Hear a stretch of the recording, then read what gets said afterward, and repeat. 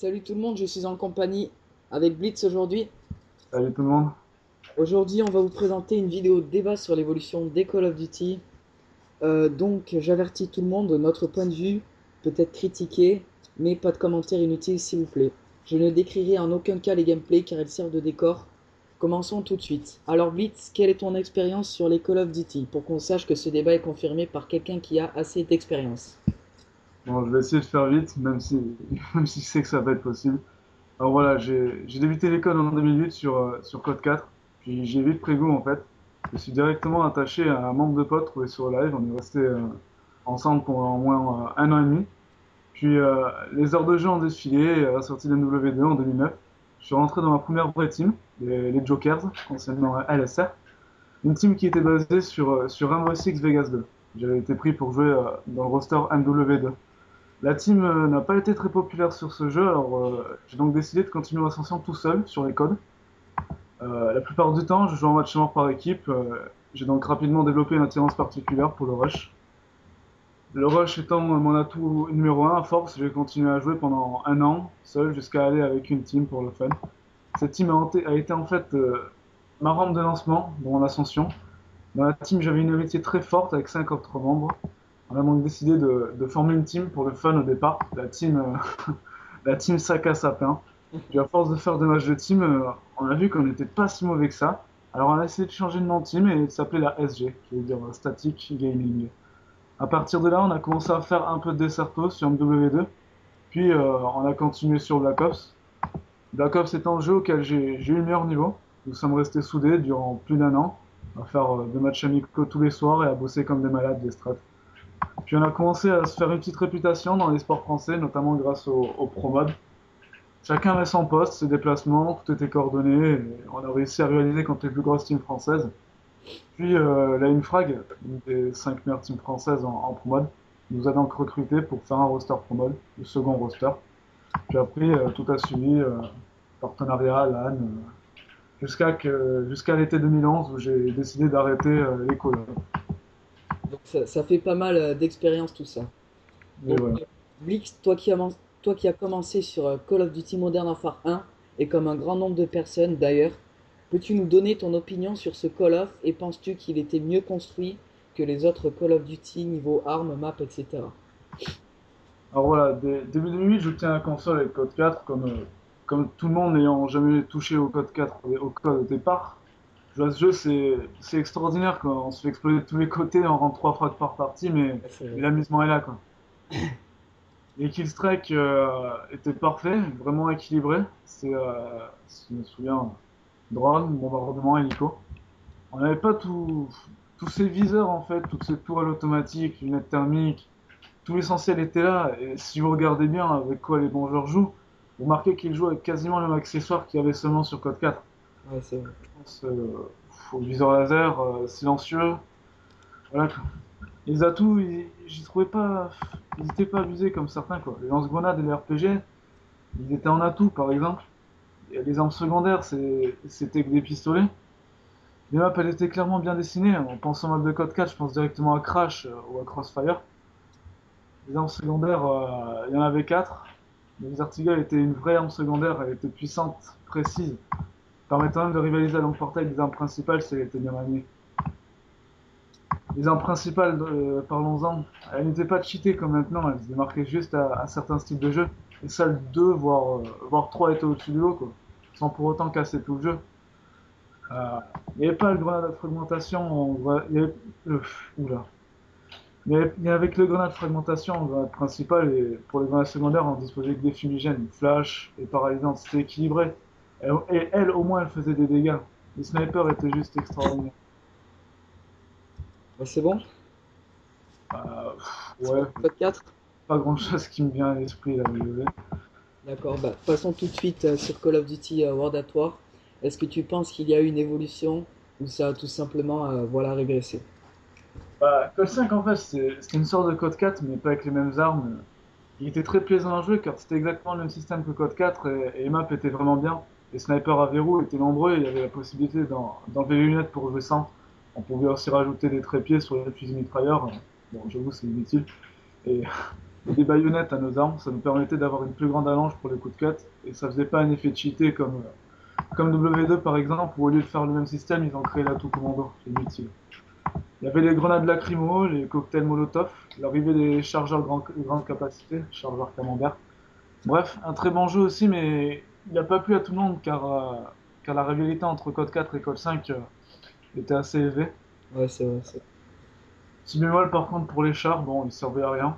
Bon, ils n'avaient pas un grand ascendant stratégique, quoi. Et l'arrivée du mode zombie vraiment fun, même si je me suis jamais vraiment attaché à ce mode de jeu. Ouais, de bonnes parties sur ce mode zombie. Donc, d'accord, donc d'après ton avis, penses-tu qu'avec la sortie d'un W2, ça a changé? Alors là, oui, ouais, ça a radicalement changé même. La refonte graphique, l'arrivée des atouts pro, des accessoires, des killstreaks personnalisables, du camouflage printemps hyper moche aussi. À sa sortie, j'avais vraiment pris du plaisir à y jouer, j'arrivais pas à m'en passer. Jusqu'à qu'on découvre les glitches, les armes cheatées, les atouts abusés, les lobbies, les petites XP, les boucliers. Pendant un moment, c'était obligé de voir deux trois mecs en train de faire ça, quoi. C'était vraiment chiant.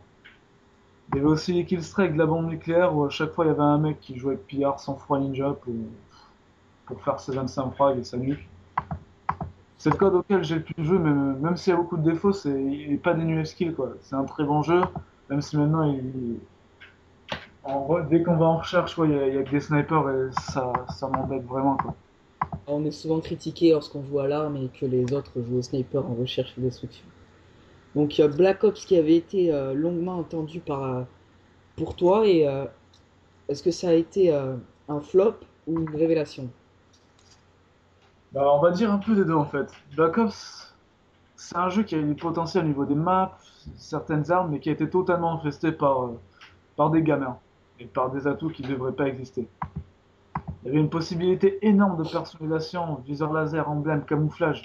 Ouais, ça donne envie, mais quand on voit qu'un gamin il fait une femme à poil avec un emblème, c'est pas très drôle quoi.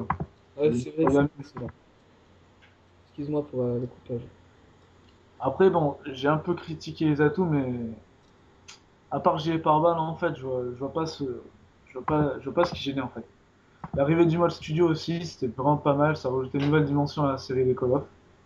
Malgré tout, c'est un des Call of où j'ai passé les meilleurs moments, quoi. Enfin, même c'est sûr en fait, c'est sûr. D'accord.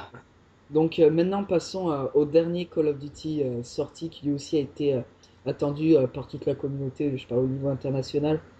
Toi, qu'en as-tu pensé voilà, de ce dernier Call of Duty? Alors là, mais la plus grosse vague de l'année imminence, quoi. Le renouveau, en soi-disant. Le jeu qui a détruit les anciens codes, qui ne laissait plus de place aux choses cheatées. Moi, je vois qu'un jeu encore plus chiant que les autres, avec une connexion en carte en pâte, les inégalités entre les armes. À comment prendre l'M16 par exemple, alors que t'as la type 95 qui est trois fois supérieure. En plus, elle a aucune âme cette arme, le skin est horrible. Trop de contenu dessus le jeu, moi je dis. Les camouflages sont trop faciles à avoir, les camouflages or. En code 4, il y avait vraiment un vrai défi pour débloquer une arme en or. Il fallait faire 250 headshots avec tous les fusils d'assaut pour débloquer la K47 en or. Et ça tu bataillais vraiment et t'étais vraiment fier d'avoir à la fin, quoi. Putain, tu regardes les FM Jeunesse, ils sont surcheatés, ça donne envie de tout casser, quoi. Enfin, je vais pas en parler plus, Modern Warfare 3, je suis assez déçu de ce jeu, quoi. Justement, j'ai arrêté l'école à cause de ça. Je Bah, préfère retourner sur code 4 par exemple. ouais, ben, comme moi je n'y joue plus trop comme toi à Modern Warfare 3. Je préfère retourner sur le Call of que j'ai préféré, donc en l'occurrence Code 4, même si il est infecté de hackers. Pour toi, penses-tu que c'est mieux de retourner sur les anciens Call of? Ah ouais, ouais. Ben, bien sûr, les anciens codes sont les meilleurs. Sur Modern Warfare 3, j'arrive même plus à trouver sensation longtemps. Les codes, c'est un cercle infini. Chaque année arrivent de nouveaux joueurs qui, dans 2 ans, seront forts et qui, dans 4 ans, en aura marre et diront la même chose que moi. Désolé, mais c'est comme ça.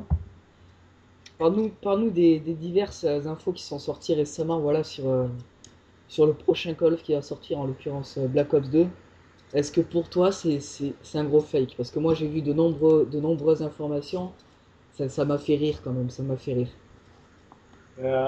J'ai vu deux, trois vidéos. Les informations, ouais, je pense qu'elles sont fausses déjà. Déjà, quand on voit la liste des armes, ils mettent des armes qui sont pas connues par la plupart des gens. Donc, déjà, rien que ça, les gens, ben, ça leur donne pas trop envie, quoi. J'ai vu quoi aussi? J'ai vu des cuts qui one-shot pas, qui deux coups de cut. Imagine vraiment s'il faudrait mettre deux coups de cut. Imagine même pas la puissance des balles si tout devrait être divisé par deux. Horrible, horrible. En tout cas, j'ai vu des atouts, j'ai vu quoi, des atouts pro et atouts élite. T'arrives, t'as un atout, tu le débloques en pro, c'est bon, c'est bien en pro. Là. T'arrives, ils te mettent un élite, ça sert à quoi d'avoir encore une amélioration? Sérieusement. Oh, bien dit tout ça, Blitz. J'espère que vous avez apprécié ce débat. Même s'il ne sera pas compris par tout le monde, j'espère qu'il ne sera pas critiqué. Voilà, ne mettez pas de commentaires inutiles, encore une fois. Donc merci à toi, Blitz, c'est agréable de, voilà, de faire ce débat avec toi. De rien, pas de souci. Ciao tout le monde! Ciao, ciao.